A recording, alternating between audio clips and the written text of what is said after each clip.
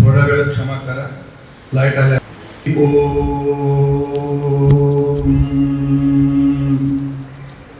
जन्माद्यस्य यतोन्मयादितरतः अर्थेष्वभिज्ञस्वराट् तेने ब्रह्महृदाय आदिकवये मुह्यन्ति यं सूरयः तेजो वारिमृदं यथा विनिमयो यत्र त्रिसर्गो मृषा धाम्ना स्वेन सदा निरस्तकुहकं सत्यं परं धीमहि सृष्टिस्थित्यप्यहेया नियतिदृशितमो बन्धमोक्षाश्च यस्मात् अस्य श्री ब्रह्मरुद्र प्रभृतिसुरनरद्वीषशत्रुत्मकस्य विष्णोर्व्यस्ताः समस्ताः सकलगुणनिधिः सर्वदोषव्यपेतः पूर्णानन्दाव्ययो यो गुरुरपि परमश्चिन्तयेतं महान्तं धर्मप्रोज्झितकैतवोऽत्र परमः निर्मत्सराणां सतां वेद्यं वास्तवमत्र वस्तुशिवदं तापत्रयोन्मूलनं श्रीमद्भागवते महामुनिकृते किं वा परैः ईश्वरः सद्यो हृद्यवरुध्यतेऽत्र कृतिभिः शुश्रूषुभिस्तक्षणात् निगमकल्पतरोर्गलितं फलं शुकमुखादमृतद्रवसंयुतं पिबत भागवतं रसम् आलयं मुहुरहो असिकाः भुवि भावुकाः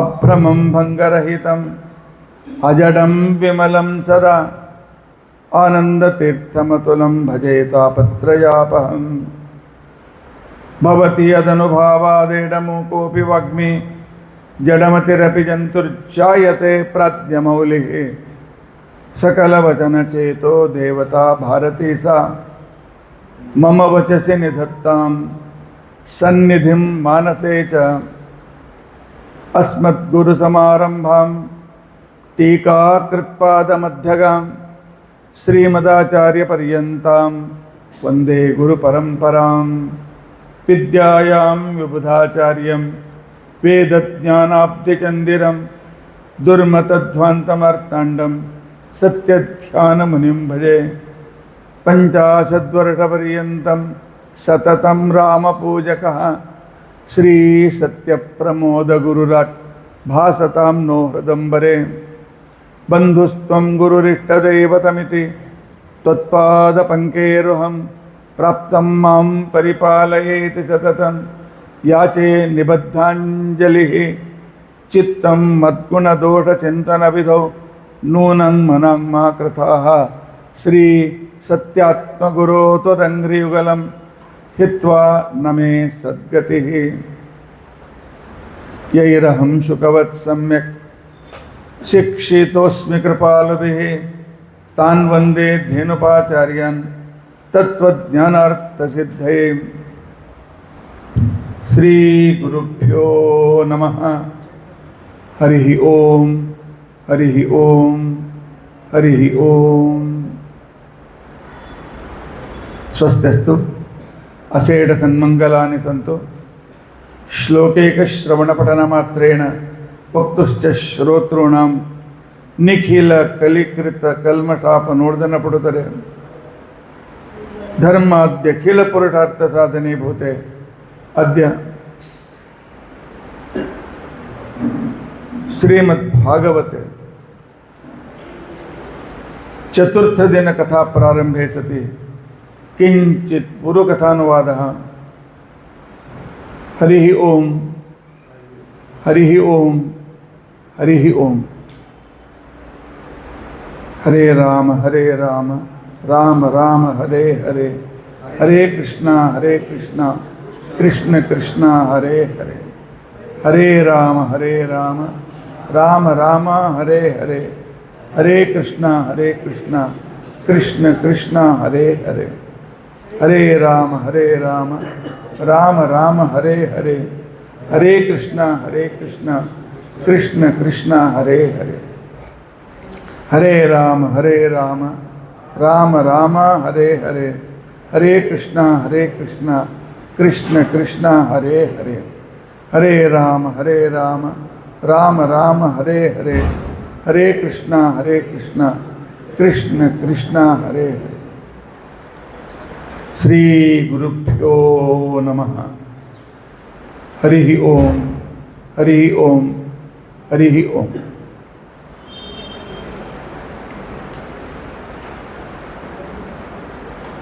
कालच्या संदर्भानुसार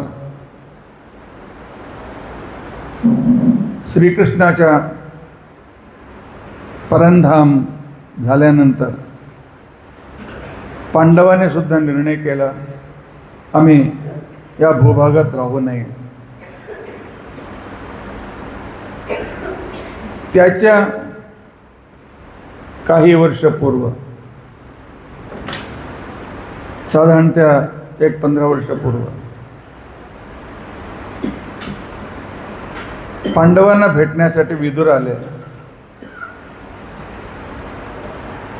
आणि पांडवांनी अत्यंत आदराने त्या विदुरांना अर्घ्यपाद्य इत्यादी पूजा केली. पांडवांची पूजा स्वीकारून पांडवाने सांगितलं, आपण आमचे मोठे सर्वातून लहान काका आहात, पण आपला आशीर्वाद, आपले उपदेश आम्हाला अत्यंत आवश्यक आहे. आपण असेच राहत आहात. विदुर सांगतात, तुमच्यासाठी नेहमी माझ्यासाठी येतो. तुमच्यासारखे भक्तांच्या दर्शन भगवंताच्या दर्शनसारखं असतो, म्हणून मी तुमच्या दर्शनासाठी येतो. म्हणून पांडवांचं वर्णन केलं. त्यानंतर आपले मोठे भाऊ धृतराष्ट्राला भेटायला गेले आणि विचारले, कसे काय भाऊ? धृतराष्ट्र सांगतो, सर्व अत्यंत सुखमय आहे. दुर्योधन दुःशासनाहून 100 पट अत्यंत प्रेमाने हे पांडव मला बघत आहेत.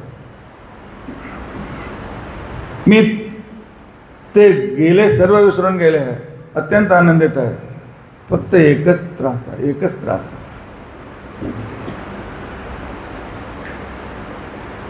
त्यावेळी त्याने विचारले, एकच त्रास कोणता? त्याने सांगितलं, हा एक भीम माझा शत्रू आहे. रोज आमच्या घरी येतो, जेव्हा दासी जेवण घेऊन येतात, आमच्या जोडी येतो आणि दाराचा बाहेर थांबून सांगतो ना, जेवण आणलं. आत जे काय बसले आहेत बुजुर्ग, आमचे काका जा द्या. आमच्या घराच्या कुत्र्याने आम्ही जेवण देतो, यांना द्यायला काय कमी पडलं, द्या. पण ह्यांचे 100 मुले होते.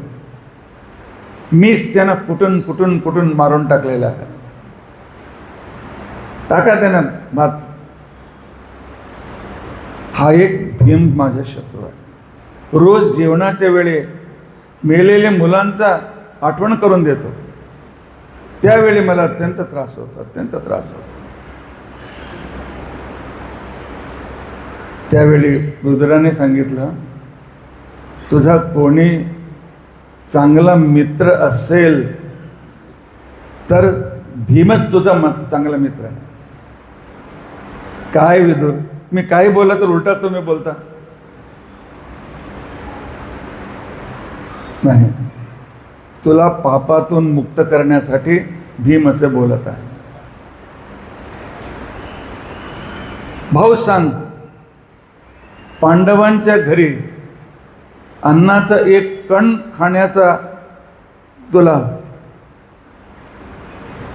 शास्त्राच्या दृष्टीने अधिकार आहे का? नीतीच्या दृष्टीने तरी सांग. तू काय उपकार केलास पांडवांवर? तुला माहीत होता भीमाला विष देणार आहेत म्हणून?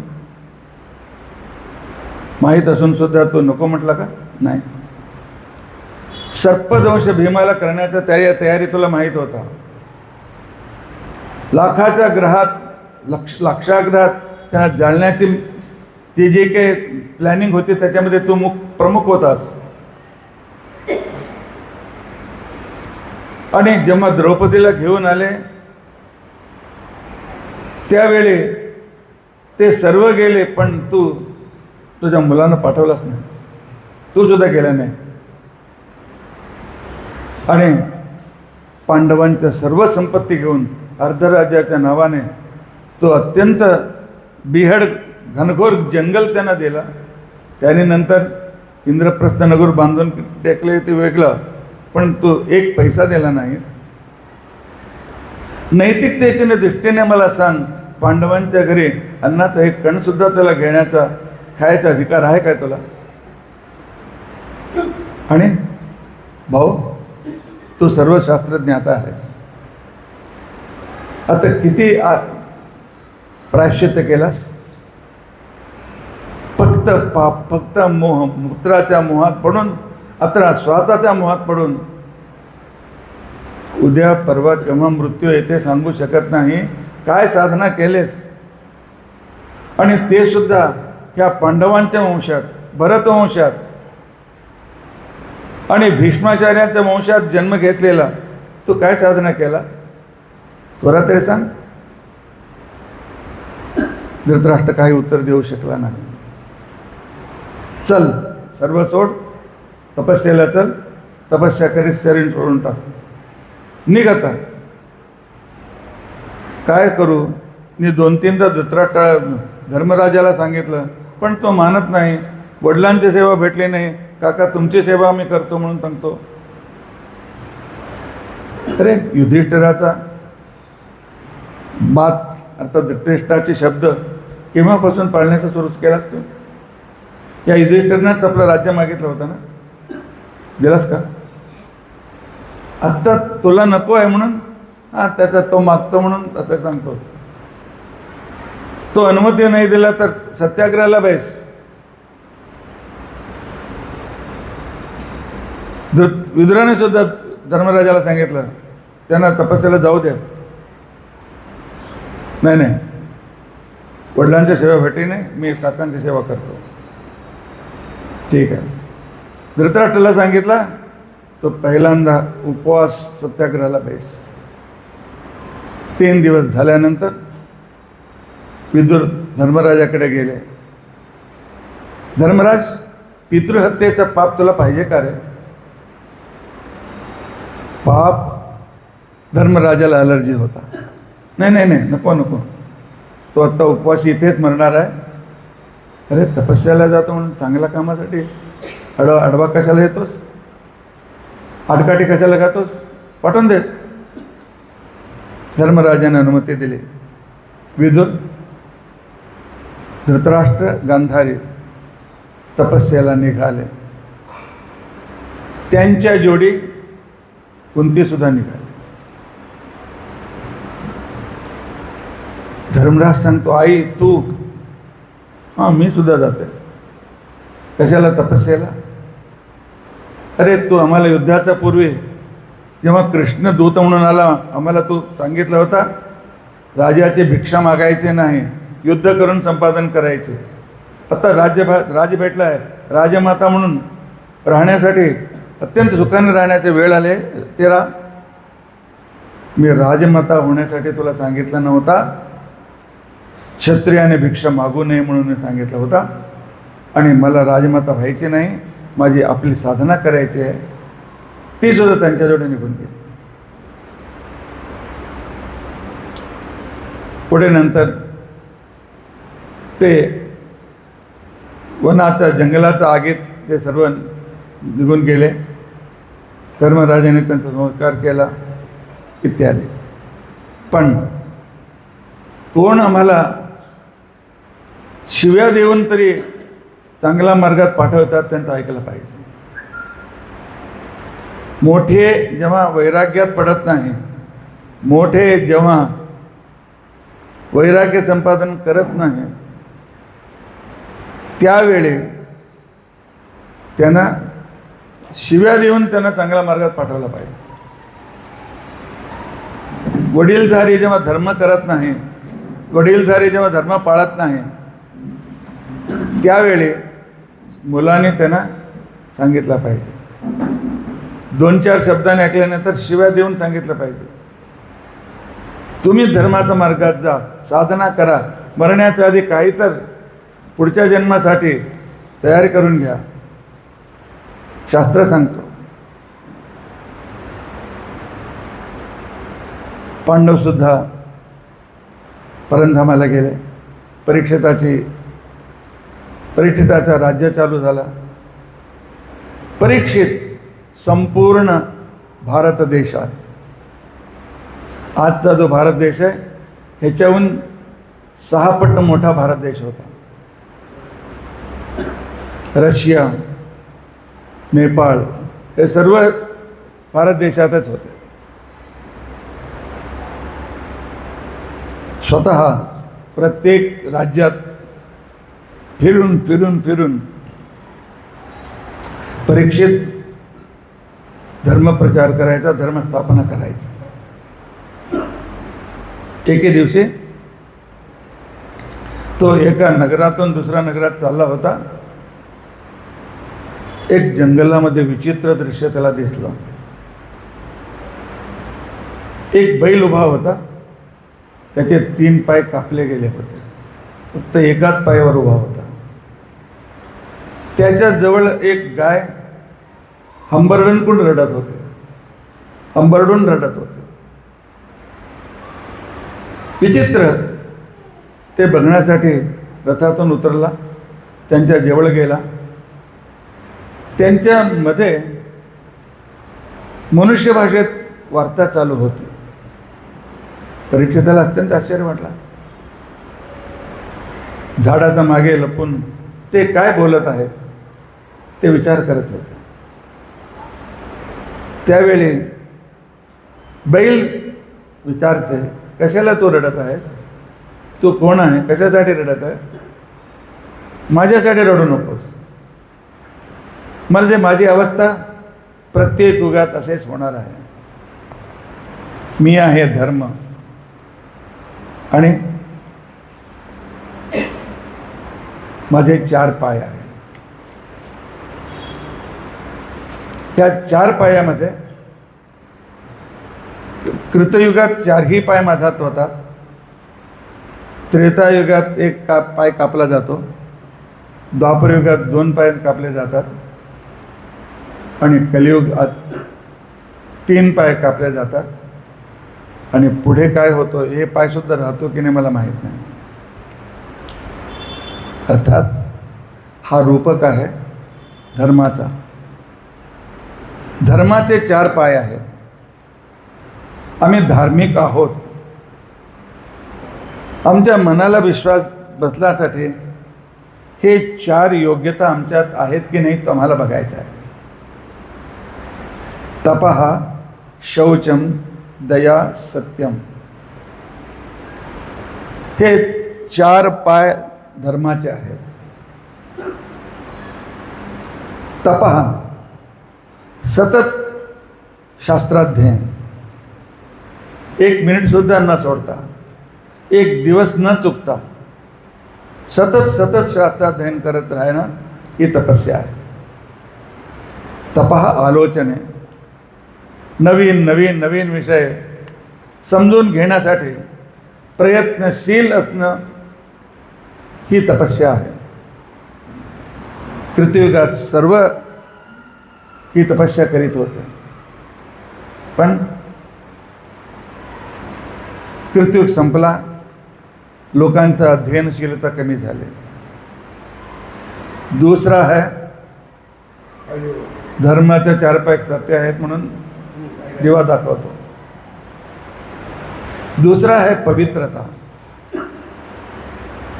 पवित्रता, शरीराने पावित्र्य, एकादशी उपवास आणि धर्माचरण आणि काल सांगितलेल्यासारखं नैवेद्याचं, फक्त नैवेद्याचं अन्न घेणं, योग्य वेळी आंघोळ गिंघोळ इत्यादी करणं, हे शारीर पावित्र्य आहे. आणि सज्जन संगतीत राहून त्यांच्यातून चांगले शास्त्राचे बोल ऐकत राहणं आणि शास्त्रानुसार चर्चा करणं, हा मानसिक तपस्या सांगेल. आणि स्वतः तत्त्वज्ञानाची चर्चा करणं हा बौद्धिक पवित्र्य आहे. भगवद्गीतेत तपस्येचे 3 विधान, ध्यानाचं 3 विधान सर्व 17-18 अध्यायात आम्हाला भेटतो. सात्विक तपस्या, राजस तपस्या, तामस तपस्या, आणि त्याच्यातसुद्धा शारीरिक तपस्या, मानसिक तपस्या, बौद्धिक तपस्या, सर्व भगवद्गीतेत तुम्हाला विस्ताराने भेटेल. आणि तिसरा आहे दया, म्हणजे दान. शक्यतो दान केला पाहिजे. आणि चौथा पाय आहे सत्य. मी ज्या वर्णात जन्म घेतला आहे त्या वर्णाचे नियम काय आहेत, त्या नियमानुसार राहून दुसऱ्यांचा उपकार करणं, हे सत्य आहे. तपस्या अहंकाराने दूर होतो. जसा जसा माणसाला मी रूपवान, मी धनवान, मी मोठा विद्वान, मी साक्षात बलवान, असे जे अहंकार उत्पन्न होतात, तेव्हापासून त्याचं अध्ययन कुंठित होतं. मला सर्व माहीत आहे, मी कशाला अध्ययन केलं पाहिजे, मला काही माहीत नाही. बहुशः माझा भागवताचा सप्ताह 2500 वरती जास्त झाले, तरीसुद्धा प्रत्येक वेळी भागवत बघितला तर नवीन विषय मला माहीत होता. प्रत्येक वेळी तसा अद्भुत ग्रंथ आहे हा भागवत. तपस्या राहतो. हनुमान जेव्हा सीतेला रामाची अंगठी दिली आणि संपूर्ण लंकेला आग लावून जाताना परत भेटला, सीतेला नमस्कार करून जेव्हा निघाला, अरे कितना मोठा काम केला, रावणाच्या नाकाखालीच त्या लंकात जळून टाकली. तुझ्यासारखे अत्यंत श्रेष्ठ रामसेवक, तू प्रथम सेवक असेल ना, तू अत्यंत श्रेष्ठ सेवक असणार असेल ना. तेव्हा हनुमान उत्तर देतो, रामाच्या सेवकामध्ये अंतिम स्थान माझा आहे. मी असेल तर कॉलर टाईट करून सांगत होता, हां मीच पहिला आहे. हे अहंकारच आमची तपस्याला नष्ट करतो. आणि दुष्ट संगती आमच्या पावित्र्याला नष्ट करतो. शौच दुसरा पाय आहे पावित्र्य. त्याच्या संगतीमुळे आमचा वेश बदलतो, आमचे खाणं बदलतो, आमचे पिणं बदलतो. त्यांच्या संघाने काय तर पितो, काय तर खातो, कसे तर राहतो. आंघोळ पिंगोळ सर्व दूर होतात, पूजा दूर होतो, सर्व दूर होतो दुष्ट संगतीने. जसा अश्वत्थामांचा काल झाला. आणि दया हे जेव्हा माणसाला माझा समान कोणी नाही असा दुरहंकार येतो, तसा रावण, हिरण्यकशिपू, मला सोडून दुसरा देवच नाही, तशा वेळी ते दया कोणाच्यावर करत नाही.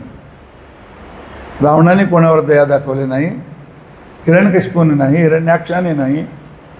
मीच देव, मी काय करतो तर ठीक आहे, माझ्या समोर दुसरे सर्व किडे आहेत, किडे मकोडे आहेत.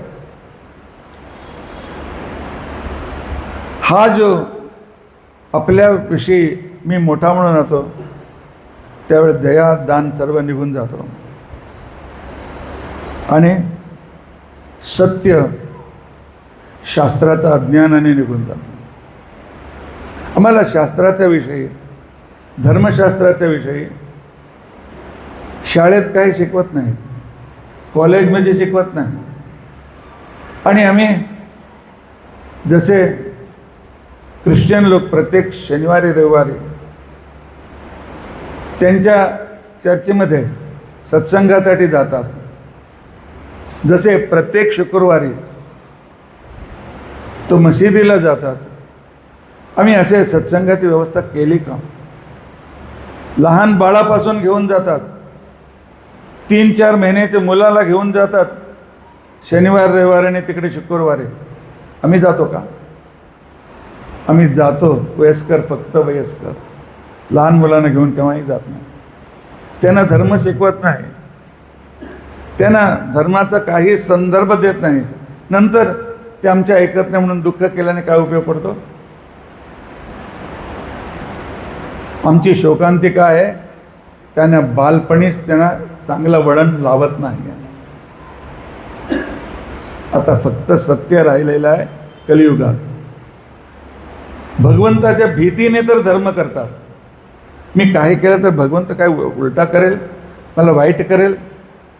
मी भगवंताच्या पुढे दिवा नाही लावला तर माझा घरी काहीतरी नष्ट होईल. भयाने आम्ही दिवा लावतो, भक्तीने नाही. धर्माचे 4 पाय धर्म सांगत आहे. तपाहा, शौच, दया गेली, जाऊ दे, फक्त सत्य राहिलेलं आहे. मी ब्राह्मण, माझं कर्तव्य काय आहे? डू नॉट डू, मला समजून घेतलं पाहिजे.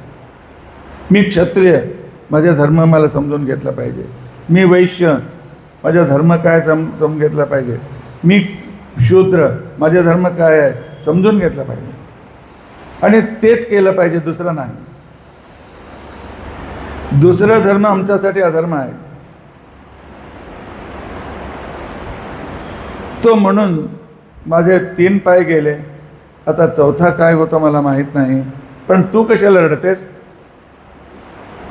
गाय सांगते, मी भूदेवी, भूमिमाता, सर्वांना डोक्यावर ठेवते. आणि मी वराहदेवाची पत्नी, विष्णूची पत्नी, विष्णुपत्नी नमस्तुभ्यं पादस्पर्शम क्षमस्व मे. मी विष्णुपत्नी आहे. पण बायकोला सर्व कष्ट सह्य आहे. सर्व कष्ट सहन करण्यासाठी ही स्त्री बायको तयार असते. फक्त नवऱ्याला जो निंदा करतात त्याच्याकडे ते बघत नाही, बघितलं नाही पाहिजे. पण काय करायचं? हा कलियुगात माझा नवरा विष्णू भगवान, भगवंताचे द्वेषीच जास्त झालेले आहेत. माझ्या नवऱ्याला शिव्या देणारेच जास्त झालेले आहेत. त्यांना डोक्यावर कसे धारण करू?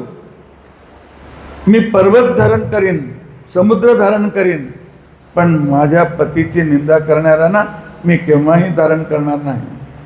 पण अनिवार्य झालेलं आहे, म्हणूनच मी रडतो. इतकं बोलत असताना एक काळा आणि अत्यंत कमी हाईट असलेला भोवना, लाल लाल डोळे, चांगले असलेली मिशा, हातात खड्ग घेऊन त्या बैला मारण्यासाठी पुढे सरसावला. त्यावेळी गाय हंबरडते, कोणीतरी या, वाचवा, कोणीतरी यायला वाचवा. त्यावेळी झाडाचा मागे असलेला परीक्षित पुढे येतो. कोण आहे? माझा राज्यात ह्या दीनांना मारणारं कोण आहे? मरण्यासाठी तयार हो.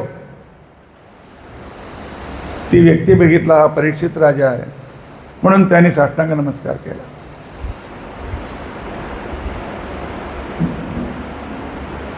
त्यावेळी परीक्षिताने सांगितलं, जा, नमस्कार केला ना, तुला मृत्यूदंड कॅन्सल केला, तुला जिवंत राहण्याची आवश्यकता देतो, तुला जिवंत राहण्याचा एक वर देतो. तू कोण आहे पहिल्यांदा सांग मला. तो सांगतो मी कली आहे आणि अधर्म माझा मुख्य धर्म आहे. सर्वांना अधार्मिक करून नरकात घालणं हा माझा कर्तव्य आहे, उद्देश आहे. म्हणून हे धर्माचा एक पाय सुद्धा असू नये हा माझा उद्देश आहे. परीक्षित राजाने सांगितलं गेट आउट, एक क्षण इथे उभं राहू नकोस, माझा राज्याचा पाय ठेवू नकोस, निघून जा. माझा राज्यात फक्त धर्म चालतो, हा धर्माचा राज्य आहे, तुला अवकाश देणार नाही. तेव्हा कली सांगतो कुठला धर्म, तुम्ही अधार्मिक आहात, मी धार्मिक आहे. परीक्षित राजा सांगतो हे कसं, ज्या दिवशी दुर्योधन मेला त्या दिवसापासून माझा युग सुरू झाला आहे. तुमच्या पांडवाने मला 38 वर्ष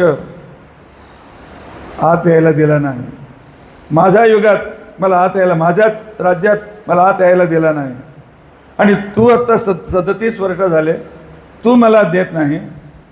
तो माझ्या युगात माझ्या राज्यात मला हाकलता, हे कुठला धर्म आहे. जाऊ दे, मला राहायला वेळ तरी दे, जागा तरी दे. वेळ नाही, जागा तरी दे. 2 मिनिटं कलीचा संघात पडलेला परीक्षित विसरून गेला, दुष्टांना थारा देऊ नये, त्यांना अवकाश देऊ नये हे विसरला परीक्षिताने. फक्त 2-4 मिनिटाच्या वार्तेत, अर्थात कलीचा संघ किती वेगाने आणि किती अत्यंत भीकरतेने येते. त्या संघाने ठीक आहे, तुला जागा पाहिजे ना, मी तुला 4 जागा देतो. द्यूतम पानम स्त्रियस्सोना यत्रा धर्म चतुर्विधा. फक्त जिथे अधर्माचा आहे असे 4 जागा आहेत. पहिल्यांदा जुगार, 10 रुपयाने मेला 1000 रुपये पाहिजे. जुगार, आजकालचे जे कातनिक जुगार आहेत, न जाणता आम्ही त्या जुगारामध्ये जातो.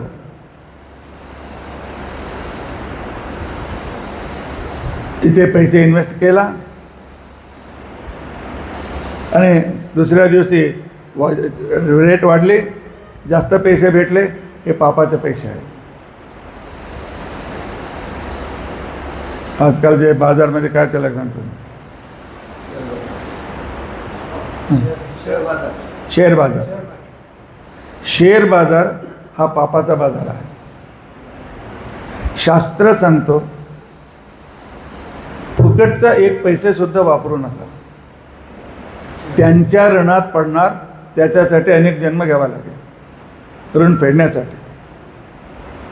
तुमच्या घामाने परिश्रमाने जे भेटतो तेच तुमचं आहे, फुकट भेटलेल्या 1 पैसा सुद्धा तुमचा नाही.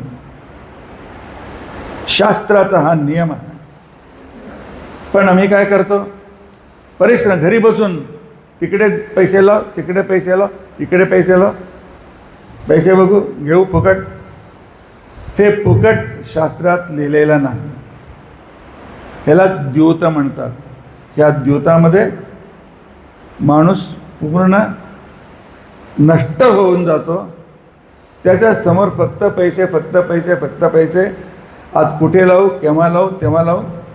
टी व्हीमध्ये काय सांगत आहे, त्याच्यामध्ये काय सांगत आहे, त्याला देवाचे भान राहत नाही, त्याला देवपूजा इत्यादीचं काही नाही भान राहत नाही, फक्त पैशाच्या मागे लागतो.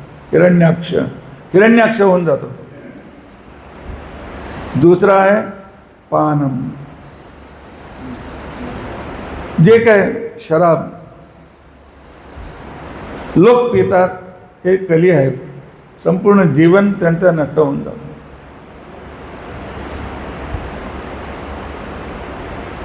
दारू, तुम्ही सांगता आम्ही कोणी दारू पित नाही, आम्ही सर्व दारू पित आहोत.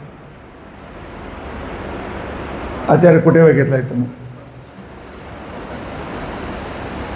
पाणी पिताना तोंडाला लावून नंतर थोडा राहिले परत तेव्हा पिता तो दारू आहे. तुमचाच उष्ठा तो दारू आहे. वरून पाणी प्यायला पाहिजे. आणि जेवायला बसताना डाव्या बाजूला नाही उजव्या बाजूला पाणी ठेवलं पाहिजे. आणि आंघोळ करून देवपूजा होईपर्यंत एक थेंब पाणी सुद्धा तोंडात घालायचं नाही. स्नान आंघोळीचा पूर्वी तुम्ही जे काय चहा पिता जे काय पाणी पिता ते सर्व दारू आहे. नंतर मला शिव्या द्या चालेल, पण जे शास्त्रात आहे मी सांगतो. शास्त्रात आहे ते सांगतो.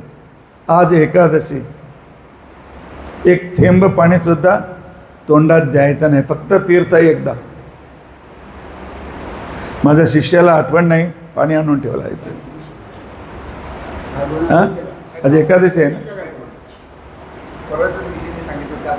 पण आज एकादशी आहे त्याला माहीत असलं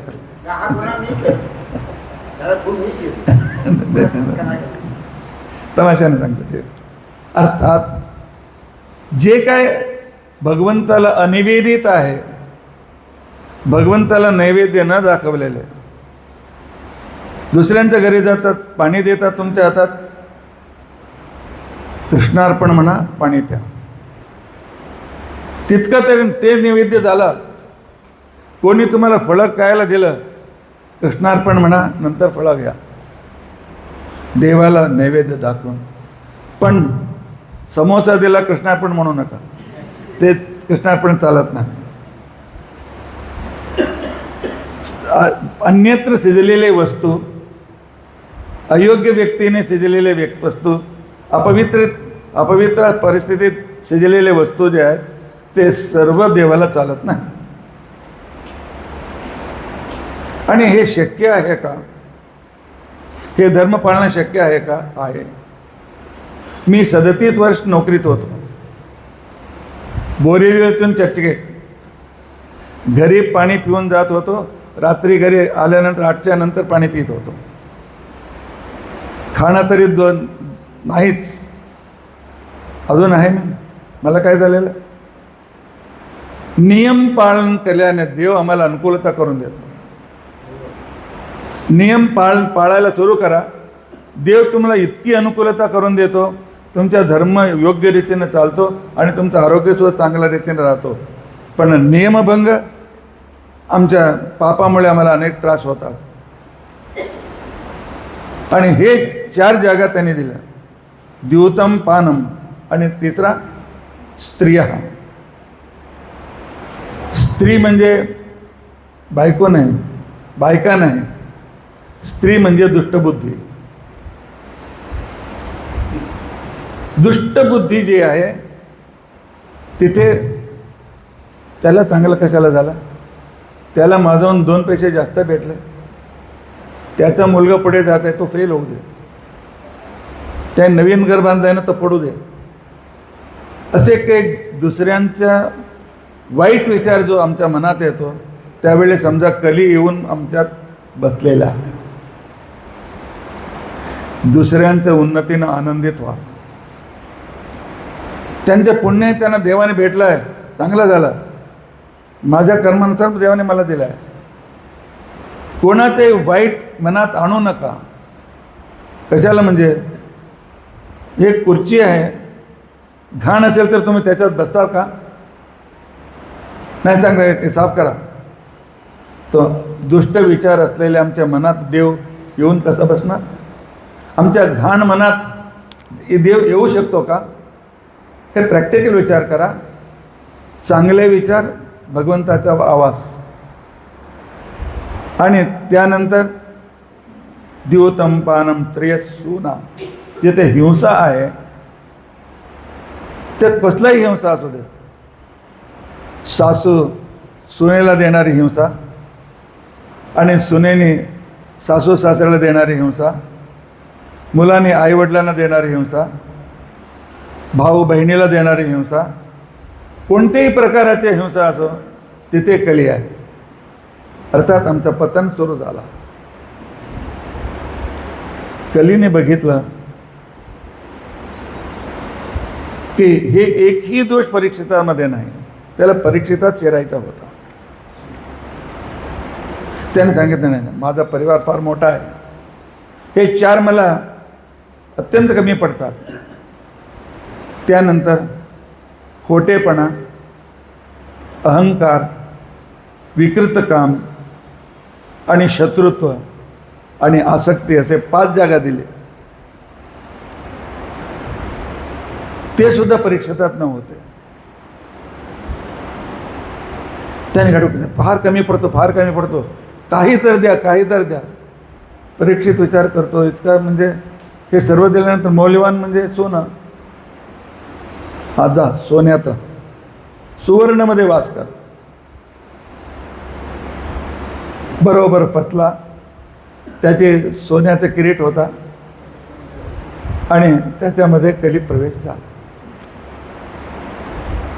अर्थात आचार्य, तुमच्या हातात सुद्धा अंगठी आहेत, कलीला कशाला बोलवलं? माझ्या हातात आहे, तुमच्या हातात नाही. आणि मंगळसूत्रामध्ये सोनं असतं, काढू का? नाही. स्त्रियांनी अवश्य आभरण धारण करा, पण अनुसंधान असला पाहिजे. हा देवाचं मंदिर आहे, त्या मंदिराचा मी अलंकार करतो की किंवा करते. आम्ही जे काय आभरण, अनेक तऱ्हाचे आभरण घालतो, त्याचा उद्देश भगवंताच्या मंदिराचा अलंकार. हृदय मंदिरामध्ये भगवंत आहे, सर्वांचा हृदय आता. ती भावना असेल तर कितीही सोनं देवाने दिलं असं तर धारण करा, पण शरीरात सोनं असलं पाहिजे. शरीरात सोनं असलं तर आमचा रक्ताभिसरण अत्यंत सुरळीत होतो. सोन्यामध्ये रक्ताभिसरण अत्यंत शुद्ध करण्याची शक्ती आहे. म्हणून मंगळसूत्र आणि हातात अंगठी इत्यादी काही आभरण शास्त्राने सांगितलेले आहे, तुमच्या रक्ताभिसरण अत्यंत व्यवस्थित चालण्यासाठी. जसे देवाने दिले असलं तर धारण करा, नसेल तर चालतं. आणि माझं काम झालं म्हणून कलील समजला, तो निघून गेला, परीक्षेसुद्धा निघून गेला. 1-2-4 वर्षानंतर परीक्षित त्याला माहीत झाला ऋषी मुनींच्या आश्रमाचा सभोवती अनेक दुष्ट प्राणी त्यांना त्रास देत आहेत, वन्य प्राणी त्यांना त्रास देत आहेत. म्हणून तो शिकार खेळण्यासाठी गेला. दुष्ट मृगांचा शिकार खेळत खेळत तहान लागले. एक आश्रम दिसला, तो तिथे गेला. शमीक ऋषींचा आश्रम होता. त्याने सांगितलं पाणी पाणी पाणी, पण शमीक ऋषी असंप्रज्ञात समाधीत जप करत होते. त्यावेळी बाहेर तुम्ही घंटी वाजवा, काही वाजवा, ऐकू येत नाही. त्याला असंप्रज्ञात समाधी असे म्हणतात. त्या समाधीत एकाग्र ध्यान करत होता, ऐकू आला नाही. आणि आश्रमात दुसरे कोणी नव्हते. त्याचा मुलगा तुळस आणि दर्भ आणण्यासाठी गेला होता.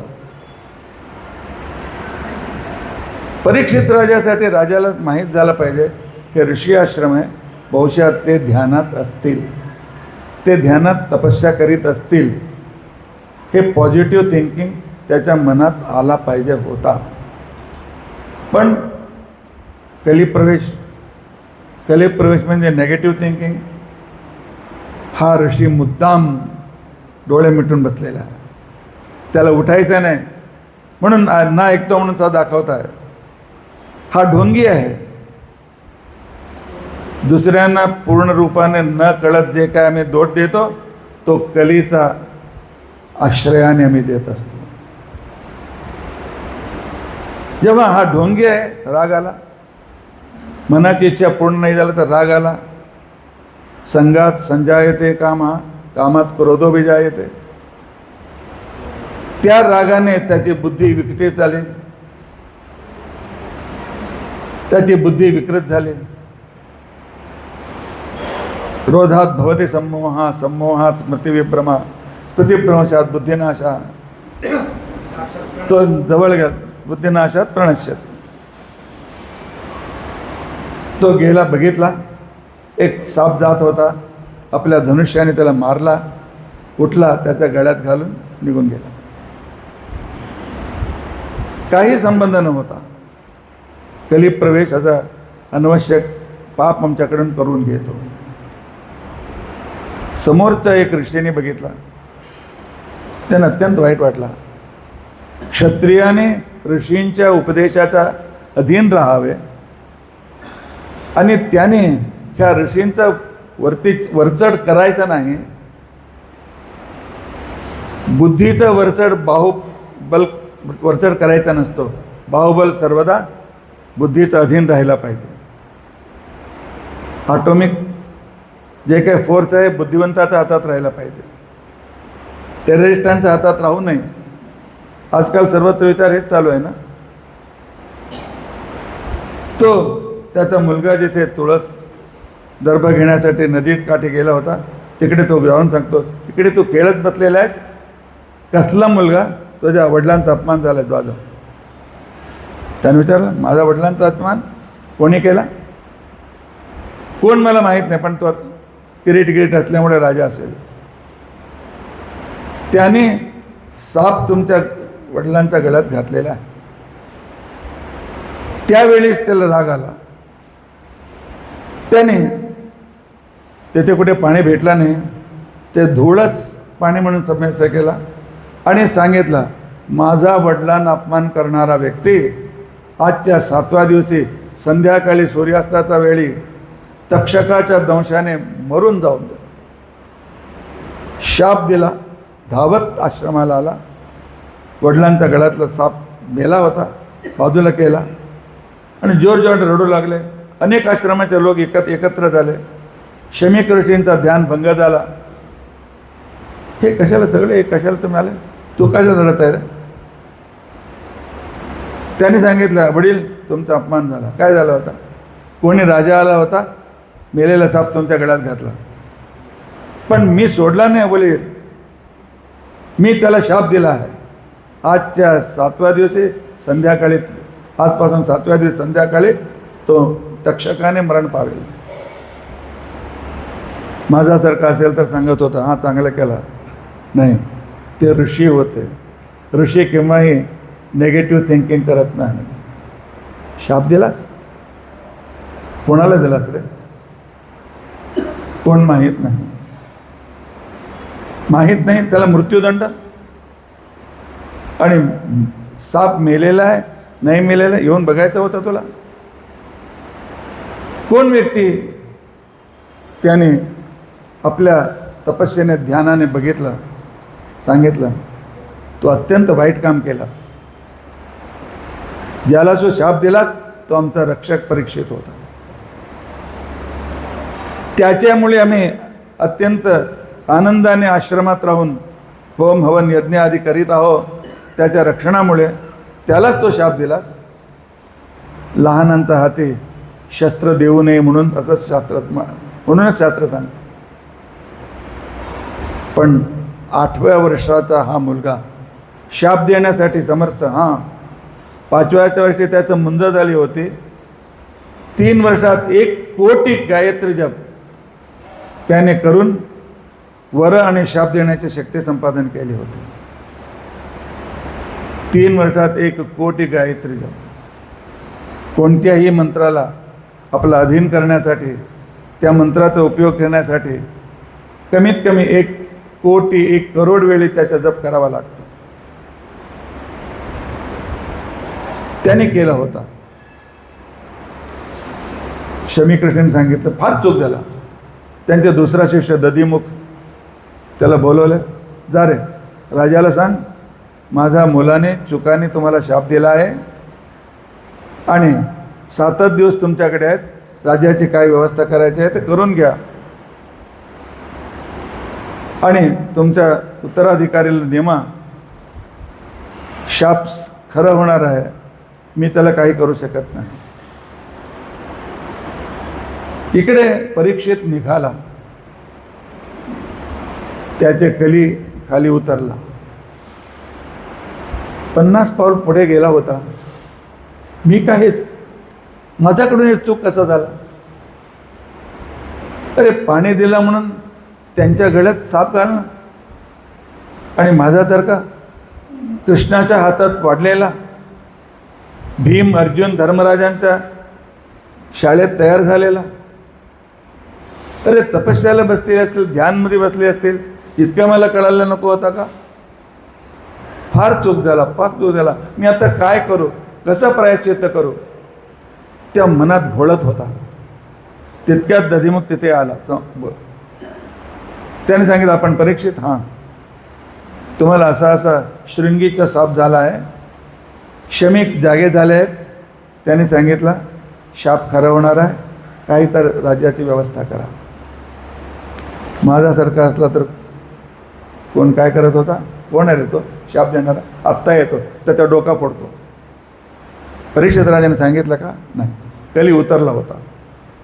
सांगितलं, फार चांगला झाला, अत्यंत उपकार झाला त्या संगीचा. त्या मुलाचा उपकार माझ्यावर भरपूर आहे.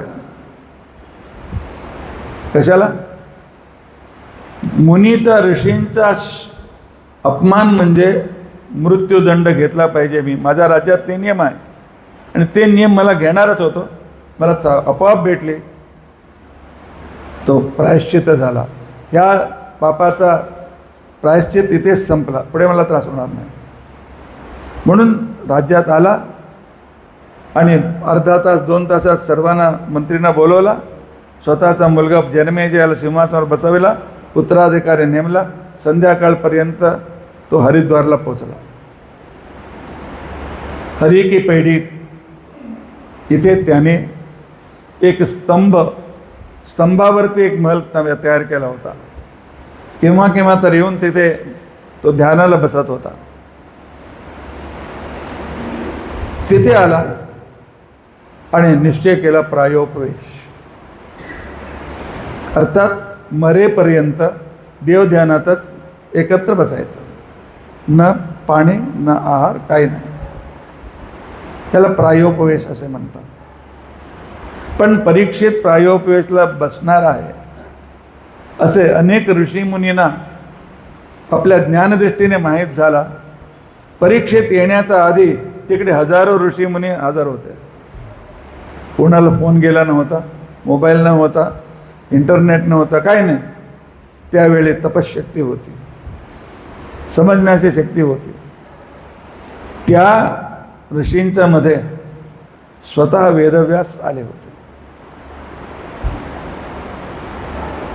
आणि स्वतः परशुराम रूपाने भगवंत तिकडे हजर होता. वशिष्ठ, विश्वामित्र, आर्षसेन इत्यादी हजारो ऋषी. कशाला? म्हणजे राजा परयोपवेशला बसतो, तिकडे अत्यंत सज्जन लोक येतात, सत्संग भेटतो, सज्जनांची संगती भेटतो, म्हणून सर्वत्र सगळे धावून आले होते. त्यांना बघून परीक्षित राज गदगदित झाला. माझ्यासाठी इतकं करुणाने इतके ऋषी सर्व आलेले आहेत. त्यांना साष्टांग नमस्कार केला. सांगतो, मी आपल्याकडून 2 वर मागतो. समजू नका मला तक्षकातून मुक्त करा, जिवंत करा, मागत नाही. माझा पहिला वर आहे की मरण्याचा त्या क्षणात भगवंताचा ध्यान मला मनात आला पाहिजे. यम यम वापि स्मरण भावम त्यजत्यन्ते कलेवरम तम तमेवेति कौन्तेय सदा तद्भाव भाविता. भगवंताचं स्मरण आला पाहिजे असे तुम्ही वर द्या. आणि दुसरा वर, पुढच्या अनेक जन्मात सुद्धा आपलेसारखे लोकांच्या सत्संगती मला भेटली पाहिजे, तसे तुम्ही मला वर द्या. 2 वर त्यांनी मागितले. सर्व तथास्तु म्हणून हात वर केले होते. तितक्यात रस्त्यात वेडा आहे, त्याच्यावरती माती टाका, त्याच्यावरती धोंड टाका, मारा त्याला. गर्दी ऐकू आली. राजा उठून बघतो, शुकाचार्य येत आहेत. दिगंबर 18 वर्षाचे युवक, अत्यंत सुंदर, अत्यंत सुंदर.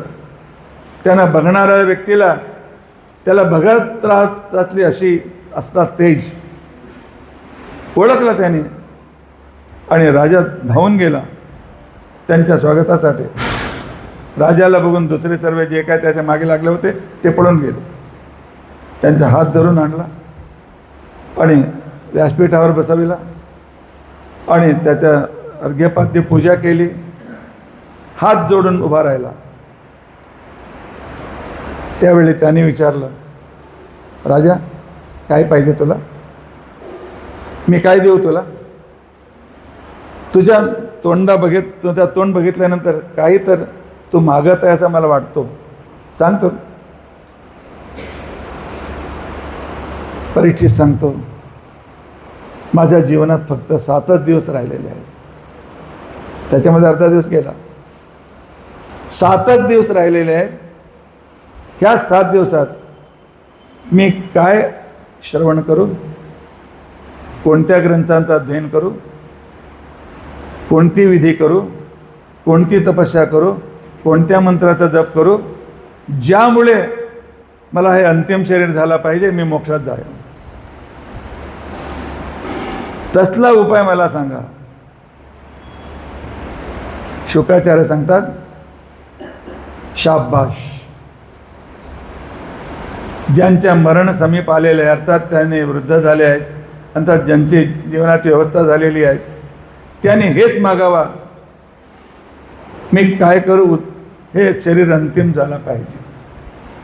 वरियान येत ते प्रश्न हा अत्यंत श्रेष्ठ प्रश्न विचारलास आणि तुझ्या मनात रुजेल असं मी ह्या प्रश्नाचं उत्तर देतो. ऐक. पण तुझे सांगितलं ना 7च दिवस राहिले म्हणून, नाही 7 दिवस आहे. अंतर काय? 7च दिवस आणि 7 दिवस. 7च म्हणजे अत्यंत कमी, 7 म्हणजे अत्यंत अनेक दिवस आहेत. अरे तुझ्या वंशज जे होते त्या वंशजाने खटवांग म्हणून त्याचं नाव होता, त्या खटवांगाला तो देवतांच्यासाठी युद्ध करीत होता. अनेक असुरांना मारलं. देवता विजयी झाले. देवताने त्याला विचारलं, तुला काय वर पाहिजे? तो मी एक विचार करतो, मला एक वर द्या म्हणून. तितक्यात देवताने सांगितलं, थांब, वर घेऊन काय उपयोग नाही, फक्त तुझं आयुष्य 2.5 तास बाकी राहिलेला. 2.5 तासात तुझा प्राण जाणार आहे, वर घेऊन काय उपयोग करणार? त्याने सांगितलं ठीक आहे, वर नको. म्हणून बसला. योगाने चिंतन करून लागा, तपस्या केली. 2.5 तासात तो उच्च गतीला गेला. अरे तुला 7 दिवस भेटलेले आहेत आणि त्याच्यासाठी मी काय सांगतो तसा तुला केला पाहिजे. हे फक्त परीक्षिताला नाही, आमच्या सर्वांना. परीक्षिताला माहीत तरी होता 7 दिवस. आम्हाला 7 मिनिट आहे की माहीत नाही, 7 तास आहे की माहीत नाही, 7 दिवस असतील, 7 महिने असतील, 7 वर्ष असतील, काही असेल, पण निश्चित नाही. त्याने सांगितलं, जेव्हा माणसाची जबाबदारी संपते, पकडून ठेवलं तर संपणार नाही.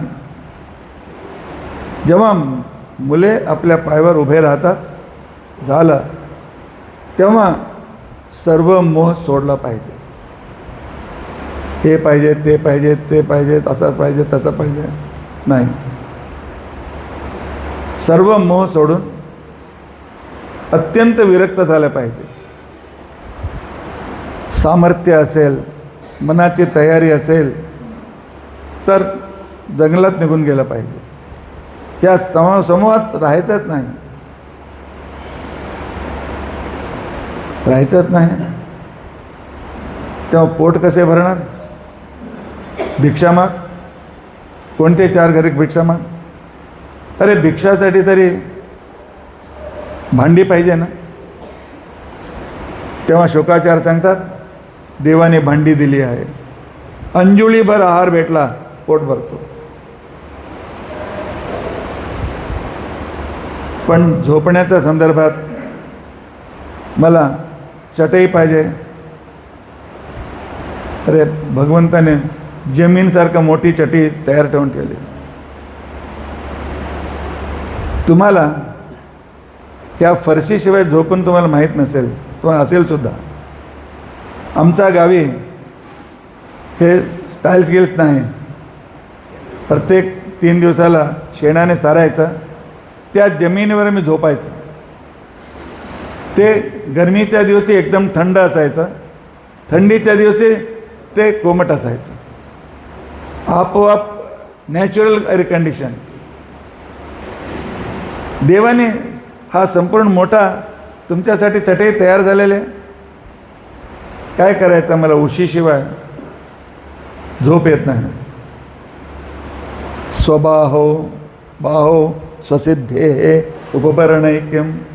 तुमच्या भाऊ हे सुशी आहे, चांगला उशी आहे त्याला तर केव्हा केव्हा तर आमच्या ह्याच्यावरच आम्ही झोपतो, दुसरं सगळं उशी बाजूला गेलं तर. हे सर्व असताना कशाला चिंता करायची. भगवंताला तुम्हाला आहार द्यायचा कुठून तरी देतो, कोणाकडून तरी देतो. त्याची जबाबदारी सोडा. मी साधना करण्यासाठी आहे, तुझी जबाबदारी. हे शक्य आहे का?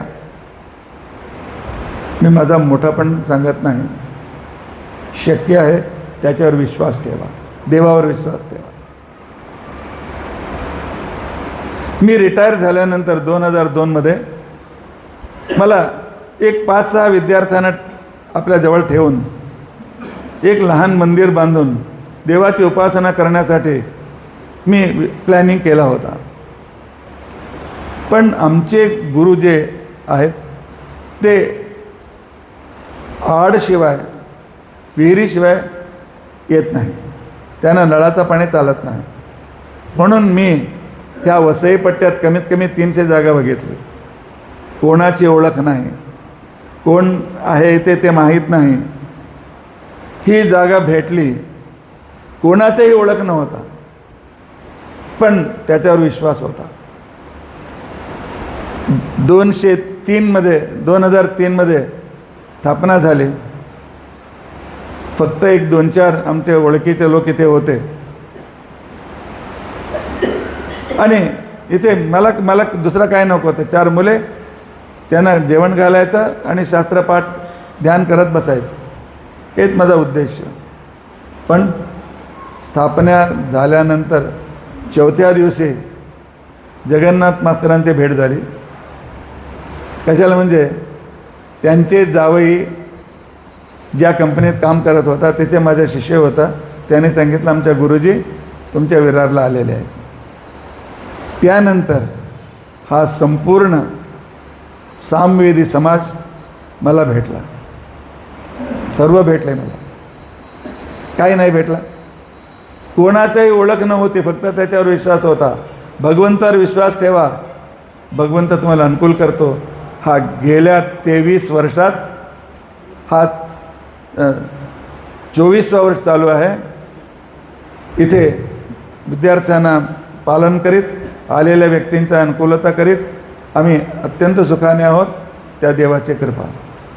विश्वास ठेवला तर काहीही कमी पडणार नाही. ह्यासाठी आम्ही विद्यार्थी तुम्हाला उदाहरण आहोत. अर्थात देवावर विश्वास ठेवला पाहिजे. वैराग्य. त्यानंतर डोळे मिटायचं, मनात देवाला ठेवायचं. आणि कुठेही बघितलं तर सर्वत्र देवाला बघायचं. परीक्षित विचार करतो, सर्वत्र देवाला कसा बघतो? देव कसा दिसतो? मला दिसत नाही. अरे हा संपूर्ण जग देवाचं शरीर आहे. ह्याला विराट रूप म्हणतात. कल्पना करा, अतळ वितळ सुतळ तलातल रसातल पाताळ, पाताळ अंतिम खाली, तो देवाचे पाय पाद. त्यानंतर सुतळ वितळ अतळ पर्यंत गुडघा मांडी आणि कटी हा भूलोक आणि त्याच्या नाभी भुवरलोक. त्याच्यानंतर सुवरलोक त्याचा पोट, महरलोक त्याची छाती, जनोलोक त्याचे गळा आणि सत्यलोक तपोलोक सत्यलोक त्याचे डोकं मुख आणि डोकं. हा विस्तार भगवान दिसत असताना देव दिसत नाही कशाला सांगता. हा विराट रूप चिंतन करा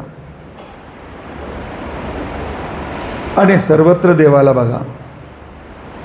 सर्वत्र देवाला बघा कसे. मनोहर दादामध्ये देव आहे, पांडुरंगमध्ये देव आहे, तुमच्यामध्ये देव आहे. तुमच्यामधला देव मला दिसला पाहिजे. कशाला म्हणजे प्रत्येक व्यक्ती जिवंत आहे म्हणजे देव तिथं आहे. प्रत्येक व्यक्तीमध्ये देवाला बघायला सुरू करा आणि कुठे बघता तिकडे देव तुम्हाला दिसतो. सूर्य देवाचं दर्शन करायचं आहे का, आता तुम्हाला घडवितो. सूर्य चंद्र देवाचे 2 डोळे आहेत, त्याचे दर्शन करा. आणि आकाशात जे काय ढग आहेत ते देवाचे केस आहेत. आकाशात जे नक्षत्र दिसत आहेत ते देवाचे दात आहेत. आणि ह्या जगात जे काय पर्वत आहेत त्या देवाचे हाड आहेत. जितकी नद्या आहेत ते देवाचे नसे आहेत. आणि जे अन्न खातो तो देवाचा वीर्य आहे. आणि जेव्हा जे काय बघतो तिकडे देवच आहेत. आईवडिलांना बघा, लक्ष्मीनारायण तिथे दिसले पाहिजे. पती पत्नी बघा, इथे सुद्धा लक्ष्मीनारायण किंवा ब्रह्मसरस्वती. तुमचे मुलं म्हणजे गरुड शेष शंकर, सून म्हणजे पार्वती, त्याच्यामध्ये देवताला तुम्ही बघू शकता. आणि नातू म्हणजे गणपती इत्यादी, काम गणपती इत्यादी. आणि भाऊ म्हणजे राम लक्ष्मण इत्यादी. कोणीही दिसला, तुम्ही हॉस्पिटलमध्ये डॉक्टराच्या पुढे आहे धन्वंतरी, धन्वंतरीला तिथे बघा. त्या औषधामध्ये अमृत बघा. आमच्या बघण्याचं स्थिती असते. हे जे काय मानसिक तयारी आहे ह्याला विराट चिंतन असे म्हणतात, विराट चिंतन. पण त्याच्यासाठी 15 दिवस गुरुच्या जवळ बसून शिकायचं असतं. कुठे काय बघायचं, काय समजायचं. भागवत 2य स्कंदामध्ये हे सर्व आलेलं आहे. त्याच्यानंतर अंतर्यामी धारणा. तुमच्या हातात पाणी आला, पाणीला जल असे संस्कृत म्हणतात. संस्कृतमध्ये जल. ह्या जलामध्ये भगवंत 33 रूपाने आहे म्हणून माझा तहान तो भागतो. हे 33 कुठून आले. ज म्हणजे च छ ज तिसरा, ल म्हणजे य र ल तिसरा, 3 3 33. अन्न, अन्नामध्ये 101 रूपाने भगवंत आहे. कशाला. अ म्हणजे 1, न म्हणजे 5, न म्हणजे 5 10, 101 संस्कृतमध्ये डाव्याकडून संख्या बघतात 101. 101 रूपाने भगवंत आहेत. ह्याच्यासाठी गुरूंच्या जवळ बसावं लागेल. आमच्याकडे अनेक ग्रंथ आहेत. कोणत्या वस्तूमध्ये भगवंत किती रूपाने आहेत ते सर्व सांगितलेले आहे. कन्नडमध्ये एक हरिकथामृतसार नावाचा ग्रंथ आहे, त्याच्यामध्ये हे सर्व आलेले आहेत. संस्कृतमध्ये तत्वसार म्हणून ग्रंथ आहे, त्याच्यामध्ये हे सर्व आलेले आहेत. भगवंताला समोर असलेल्या तुळशीमध्ये किती रूप बघायचं आणि कुंकुममध्ये किती रूप भगवंताला बघितलं पाहिजे आणि माणसामध्ये किती रूप बघितलं पाहिजे, गुरूंच्यामध्ये किती रूप बघितलं पाहिजे, हे सर्व शास्त्रात सांगितलेले आहे. हे अध्ययन केल्यानंतर कोणालाही बघितलं तर तो देवच तुम्हाला दिसतो, सर्वत्र मला देवच दिसतो, पण त्याच्यात प्रेम असले पाहिजे. त्याला अंतर्यामी धारणा असे म्हणतात. आणि ह्याच्यातून आम्ही पुढे गेल्यानंतर यौगिक धारणामध्ये षटचक्र चिंतन आहे. तो आमच्या नाभीचा खाली पासून डोक्यापर्यंत 6 चक्रांचं चिंतन आणि प्रत्येक चक्रामध्ये असलेले 5 कमलचे फुलं आणि प्रत्येक फुलाला वेगळे वेगळे पाकळे आहेत. त्या पाकळामध्ये भगवंताचे चिंतन. स्वाधिष्ठान चक्रापासून आज्ञाचक्रातून डोक्याचं वरती सहस्रार चक्र 6 अंगुलतावरती तिथे असलेले भगवंताचे चिंतन, हाच योगशास्त्र आहे. पण षटचक्र चिंतन गुरूंच्याकडून शिकलं पाहिजे. फार विस्ताराने मी जात नाही, वेळ फार झालेली आता. आणि भगवंताला ह्या रीतीने आम्हाला चिंतन केले पाहिजे, त्याच्यात ध्यान केले पाहिजे. तुझ्यामुळे सर्व आहे म्हणून कृतज्ञता व्यक्त केली पाहिजे. परीक्षित विचारतो, भगवंतालाच कशाला चिंतन केलं पाहिजे? करतो, भगवंतासारखा उपकारक कोणी नाही. त्याचा उपकारच आमच्यावरती आहे. परवा तुम्ही सर्व ऐकलेले आहेत. इथे बसलो, ग्रॅव्हिटेशन फोर्स असते म्हणून आम्ही बसलो आहे आणि सर्वत्र प्राणवायू आहे म्हणून आम्ही जिवंत आहोत. पाणी आहे म्हणून आम्ही जिवंत आहोत, डिहायड्रेशन होत नाही. आणि कान आहेत म्हणून तुम्ही ऐकत आहात, जीभ आहे म्हणून मी बोलत आहे. हे सर्व भगवंताच्यामुळेच ना. कोणत्या दुकानात भेटतात सांगा? कोणत्याही दुकानात भेटत नाही. आणि सायन्स इतकं पुढे गेलं आहे, पण ओरिजिनल अवयव तर तयार करू शकता नाही. कोणी तर डोळे दान दिलं तर तुम्हाला डोळे भेटेल, कोणी तर किडनी दान दिलं तर किडनी भेटेल, नाही तो तयार करू शकत नाही. हे भगवंताची मोठी देणगी आहे, अत्यंत श्रेष्ठ देणगी आहे, भगवंताचा उपकार आहे. इतकंच नाही, वेळेवर भगवंत आमच्यामध्ये येऊन आमचा उपकार करतात. आम्हाला तुम्ही कसे असले पाहिजे शिकवतात. शिक्षक आहेत देव. भगवंताचा प्रत्येक अवतार आमच्यासाठी शिक्षण आहे. प्रत्येक अवतार आम्हाला काहीतरी शिकवितो. मर्त्यावतार असतो या मर्त्य शिक्षण. भगवंताचा अवतार माणसांचा मध्ये जगामध्ये आम्हाला शिकविण्यासाठी. देवाचं चिंतन करीत असताना कोणता अवतार आम्हाला काय शिकवलं? संक्षेपात मी 10 अवतारांचा उपकार मला सांगतो, त्यांचं शिकवण मी सांगतो, आठवणीत ठेवा. पहिला अवतार, प्रसिद्ध अवतारामध्ये पहिला अवतार मत्स्य अवतार. एक मीनाचा रूपाने भगवंताने अवतार घेतला आणि त्या अवताराने त्याने काय केलं? वेदाचं संरक्षण केलं, वेदांचं संरक्षण. आणि देव सांगतो की तुम्ही सुद्धा वेदांचं संरक्षण करा. एक अध्ययनाच्या रूपाने संरक्षण करा. दुसरा, जे वेदाध्ययन करतात त्यांच्या अनुकूलता करून ते तरी ते संरक्षण, त्या दृष्टीने तुम्ही संरक्षण करू शकता. वेदरक्षण हा फार महत्त्वाचा. आम्हाला मत्स्यावतार शिकवितो वेदांचं संरक्षण करा, आणि मत्स्यावतार शिकवितो संसारामध्ये राहा, संसार सोडून जाऊ नका, पण संसाराची विकृती तुमच्यावर झाली नाही पाहिजे. तसं अलर्ट राहा. कोणतीही वस्तू पाण्यात ठेवल्यानंतर कुजतो, पण मीन पाण्यातच असतो, त्याचं शरीर कुजतो का? नाही. पाण्यात असूनसुद्धा न कुजतो, तसे संसारात असूनसुद्धा आम्ही विकृत व्हायचं नाही. संसारामध्ये सगळं चालत असतो, त्या भावनिक वेगळा ठेवून टाकू. आमचा उद्देश भगवंत प्राप्ती. संसारच असूनसुद्धा विकृत न होणं हा मत्स्यावतार आम्हाला शिकवतो.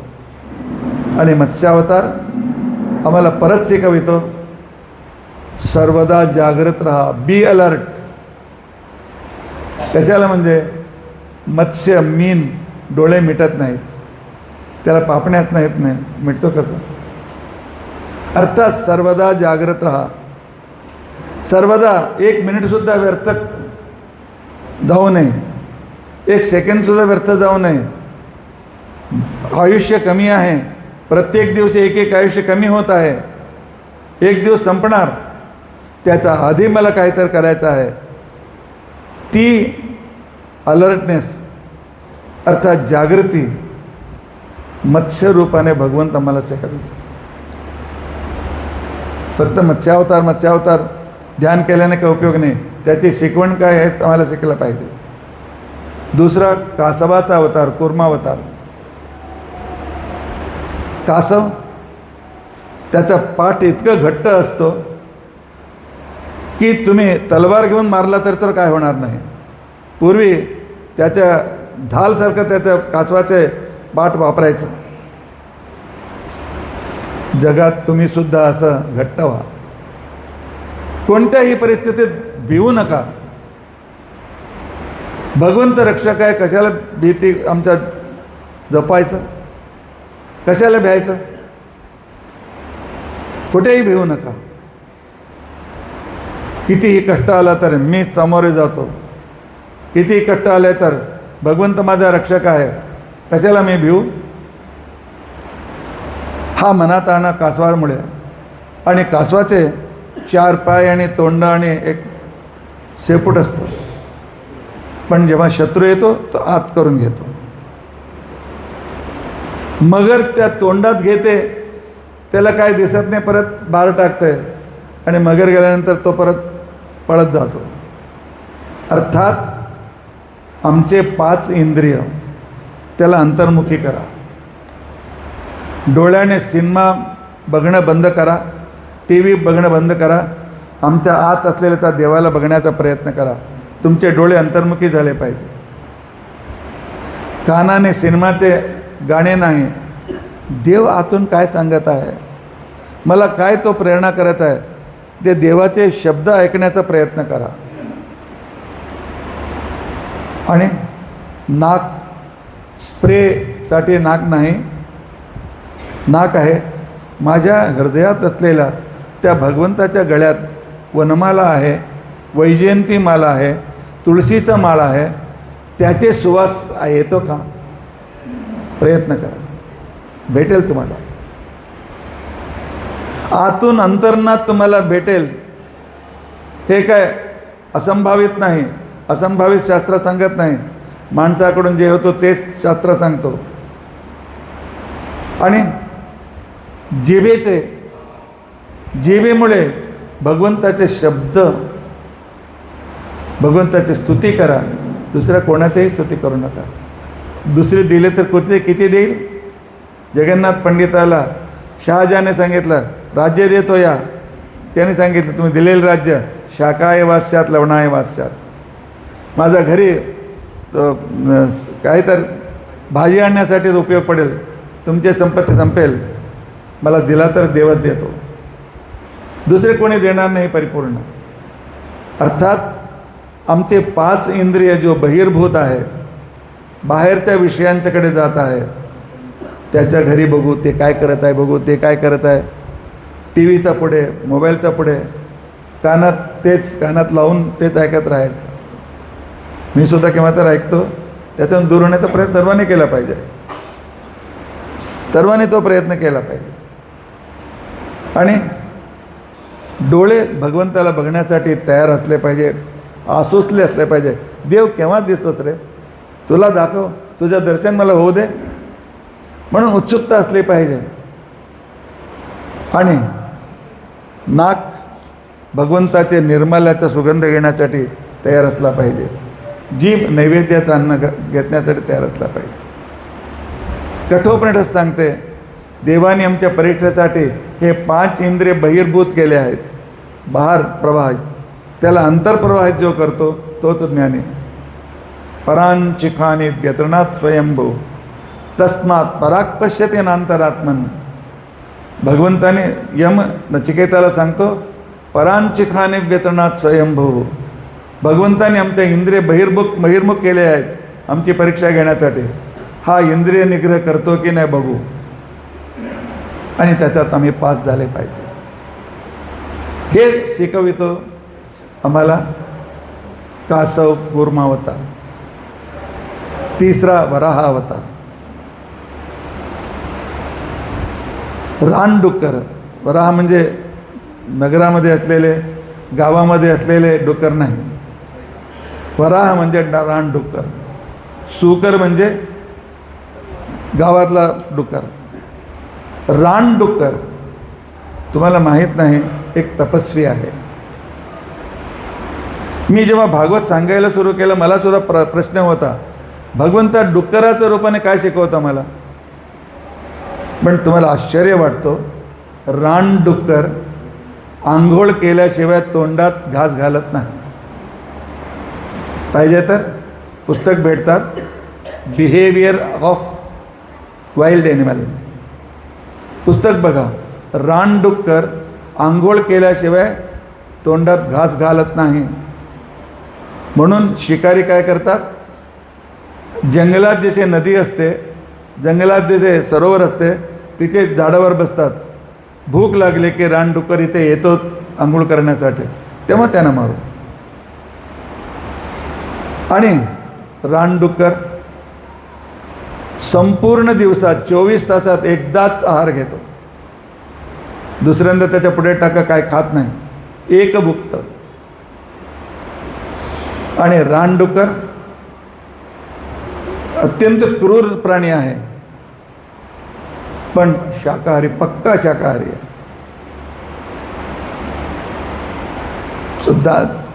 दातातून जमीन खोदून कंदमूल नाहीतर ऊस त्याचा प्रमुख आहार आहे. आणि मांस खात नाही रानडुक्कर. वाईल्ड ॲनिमल आहे पण खात नाही. आणि त्याची गती सरळ. रानडुक्कर जात आहे 1 फूट बाजूला सरका, तुम्हाला काही करत नाही. पण मध्ये जेवणार हत्ती आला तर त्याला 2 भाग करून तो पुढे जाते. इतकी शक्ती रानडुक्करमध्ये असते. अर्थात पवित्रता. पवित्र राहा. आंघोळ करून देवाची पूजा करून तीर्थ घेऊन नंतर खा. आम्हाला वराह अवतार आम्हाला शिकवितो. वराह अवतार सांगतो की 1 दिवसात एकदाच जेवा. आमच्याकडे आयुर्वेदात नियम आहे, एकभुक्तः योगी, द्विभुक्तः भोगी, त्रिभुक्तः रोगी, चतुर्भुक्तः घेऊन जा मरायला तयार होणारा. आयुर्वेदात हे नियम आहे. तो श्लोक मला आठवण नाही, त्याचा अर्थ मी सांगितलं. अर्थात एकदाच चांगला आहार घ्या. आहाराकडे लक्ष असू नये. आणि ज्यांना प्रकृतीचा अनुसार डॉक्टर सांगतात तसं घ्या, त्याच्यात आशा असू नये इतकं उद्देश आहे. आणि आमचे मार्ग सरळ असले पाहिजे. एकच मार्ग, मला भगवंताची प्राप्ती झाली पाहिजे. कशाला भगवंताची प्राप्ती? भगवंताकडे करून आम्हाला काय मिळणार आहे? भगवतचा सन्निधान म्हणजे मोक्ष. मोक्ष म्हणजे पुनरपि जननम पुनरपि जननी जठरे शयनम नाही. एकदा गेला परत जन्म नाही. आणि तिथे दुःखरहित सुख आहे. थोडासुद्धा दुःख नाही, अत्यंत स्वाभाविक सुख आहे. जे पाहिजे, आत्ता मला रसगुल्ला पाहिजे, समोर तयार, भगवंत देतो मोक्षात. आत्ता बटाटा वडा पाहिजे, भेटतो. आज एखाद्याची भेटत नाही, वेगळं. तात्पर्य सगळी इच्छा पूर्ण होतात. आमच्या ऋषीमुनींनी शोधून सांगितलेला हा एक जागा आहे.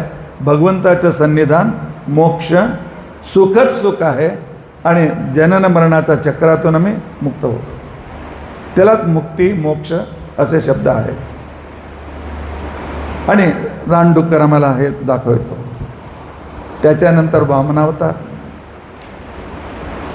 वामन सांगतात की लोकांचं पुढे हात पसरू नका,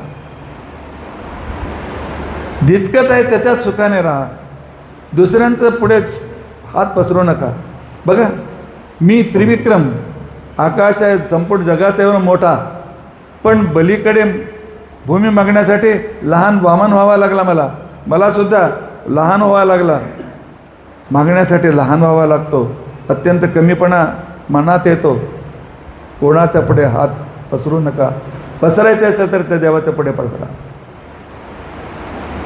ईशावास्यमिदं सर्वं यत्किंचित जगत्यां जगत तेन त्यक्तेन भुंजीता मा गृधा कस्य सिद्धनम. ईशावास्य उपनिषद सुरुवातीलाच सांगतो की मागायचं असेल तर भगवंताला मागा आणि दुसऱ्याकडे कोणापुढे हात पुढे करू नका. आणि प्रत्येक व्यक्तीमध्ये त्रिविक्रम आहे, 3 विक्रम आहे, 3 पराक्रम आहे. ज्ञान, भक्ती, वैराग्य. ह्या 3 पराक्रमाने आम्ही भगवंताकडे आरामशीर जाऊ शकतो, पोचू शकतो. भगवंत आपल्या जवळ आम्हाला घेतो. पण त्या ज्ञान, भक्ती, वैराग्याचा अंतरार्थ समजून गेला पाहिजे. हे भागवत पुढे येणार आहे. हे वामन आम्हाला शिकवितो. परशुराम शिकवितो शापादपि शरादपि. आम्ही परशुराम भूमीत आहोत. हा चक्रेश्वरला परशुराम राहत होते. परशुराम सांगतात फिजिकल फिटनेस आणि मेंटल फिटनेस दोन्ही ठेवा. चांगला आरोग्य, शारीरिक बल. कोणत्याही शत्रूला तर त्याचा डोके फोडण्याची शक्ती असली पाहिजे. आणि त्याच्या जोडी बौद्धिक परमात्मा प्राप्तीसाठी वेद शास्त्रांचा ज्ञानसुद्धा असला पाहिजे. आम्ही कोणाचाही दुष्टांचा अधीन, पराधीन होण्याची आवश्यकता नाही. फिजिकल फिटनेस ठेवा, मेंटली इंटेलेक्च्युअल फिटनेस ठेवा. त्यामुळे जगात तुमचे अनेक रीतीने तुम्ही सफल व्हाल. आणि रामाचा, राम रमयते ती राम. रामाकडून आम्हाला शिकायचं आहे दुसऱ्यांना संतुष्ट ठेवा. ठेवत शक्य नाही तर त्रास तरी देऊ नका.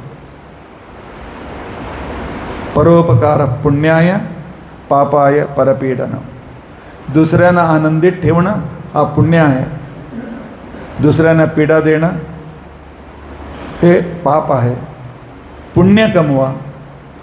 दुसऱ्यांना कोणालाही त्रास देऊ नका. तो कितीही तुम्हाला त्रास दिला असेल त्याला जे काय शिक्षा झाली पाहिजे भगवंत बघतो. भगवंताच्या इथे सर्वांची डायरी आहे. आम्ही प्रत्येक क्षणी काय करतो तिकडे नमूद होतो आणि तो निश्चित शिक्षा आणि उन्नती सर्व देत असतो. पण राम सांगतो माझं नाम आहे रमयती, सर्वांना संतुष्ट करतो म्हणून मी राम. तुम्ही सुद्धा सर्वांना संतुष्ट करा. वडिलांचे वचन घात झाला नाही पाहिजे. माझे वडील वचनभ्रष्ट होऊ नये म्हणून ते जंगलाला गेले आणि संपूर्ण रावणाचा विनाश करून संपूर्ण दक्षिण देश अर्थात विंध्य पर्वताच्या इकडे गुजरात, महाराष्ट्र, कर्नाटका, ओरिसा, आंध्र प्रदेश, तमिळनाडू ह्या सर्वमध्ये रावणाचा अधिकार होता. पंचवटीचा जवळ शूर्पणखा आदी राहायचे, नाशिकचा जवळ. त्या सर्वांना नष्ट करून आमच्यावर उपकार करणारा राम आहे आणि तसंच आम्ही उपकार करू. भगवंत आमच्यावर प्रेम करणारा आहे. आणि त्यानंतर कृष्णाचा अवतार. कृष्ण दशमस्कंद येणारच आहे, मी विस्ताराने सांगणार आहे. पण कृष्ण एकच सांगतो, देवाला देव म्हणून बघा, त्याच्यामध्ये दोष काढायचा प्रयत्न करू नका. त्याच्यामध्ये एकसुद्धा दोष नाही. रामाने असं केलं, कृष्णाने असं केलं, हे करायचं नव्हता, हे करायचं नव्हता. राम आणि कृष्णाचा विषय येणार आहे, त्यावेळी मी सांगतो. त्यांच्यामध्ये एकसुद्धा दोष नाही, संपूर्ण निर्दोष, दोषरहित आणि लोकांचा उपकार करणारे आहेत. आणि बुद्ध सांगतो की अयोग्य व्यक्तीला शास्त्र सांगू नका, फक्त योग्य व्यक्तीला, विश्वास ज्यांना आहे, श्रद्धा ज्यांना आहे, त्यांच्या पुढे म्हणा, नाहीतर तुमचे समय, तुमचे म्हणणं सर्व व्यर्थ जातो, अरण्यरोधन होतो. ज्यांना विश्वास आहे भगवंतामध्ये त्यांना तुम्ही काहीतरी उपदेश द्या. विश्वास नाही त्याला उपयोग देऊन उपयोग नाही. हळूहळू सोडण्याचा प्रयत्न करा, नंतर बघू. आणि कल्की सांगतो घोड्यावर बसून या. अरे घोड्यावर बसून केव्हा कसं येऊ? आता घोडे कुठे आहेत? घोडा म्हणजे 24 तास जागरूक. 24 तास जागरूकता हा घोड्याचा धर्म आहे. गाय म्हैस माशी गिशेल उडवण्यासाठी आपल्या शेपटाने उडवितात. घोडा तसा नाही. इकडे माशी बसली, इकडचा चर्म हलवितो, तो उडतो. अर्थात त्याच्या प्रत्येक चर्माचा जागा अलर्ट आहे, जागृत आहे. पाहिजे तर घोड्याचा वरती हात ठेवून बघा, तिकडे चर्म हलवतो, तुमचा बोट तुम्ही काढावा लागतो. म्हणूनच इंजनला हॉर्स पॉवर म्हणून नाव दिलं, एलिफंट पॉवर म्हणून नाव दिलं नाही. कारण म्हणजे एलिफंट जास्त शक्तिमान आहे नाही, फक्त शक्ती असून नाही, अलर्टनेस पाहिजे, जागृती पाहिजे. म्हणून घोड्यावर बसून येतात कल्की. प्रत्येक अवताराचा एक संदेश आहे, ते आम्हाला शिकलं पाहिजे.